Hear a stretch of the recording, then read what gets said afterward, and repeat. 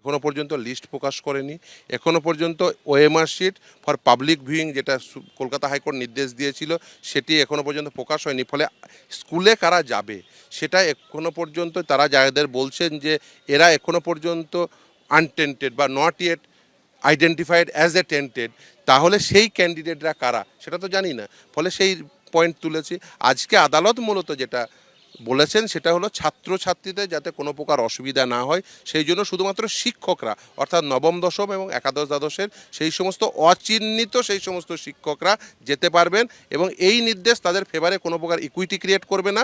এবং একটি আন্ডারটেকিং দিয়েছেন এসএসসি যে 31 মের মধ্যে অ্যাডভার্টাইজমেন্ট করবেন এবং 31 ডিসেম্বরের মধ্যে তারা এই নিয়োগ প্রক্রিয়া কমপ্লিট করবেন। এই আন্ডারটেকিংয়ের উপর ভিত্তি করেই শুধুমাত্র ছাত্রছাত্রীদের কথা মাথায় রেখেই শুধুমাত্র শিক্ষকরা নবম দশম এবং একাদশ দ্বাদশের শিক্ষকরা তারা এই শিক্ষাবর্ষে যেতে পারবেন। কিন্তু এই নির্দেশ তাদের ফেভারে কোনো প্রকার ইকুইটি ক্রিয়েট করবে না। এই নির্দেশের অর্থ এটা ভাবা কোনোভাবেই ঠিক হবে না যে তার মানে এদের চাকরি থেকে গেল।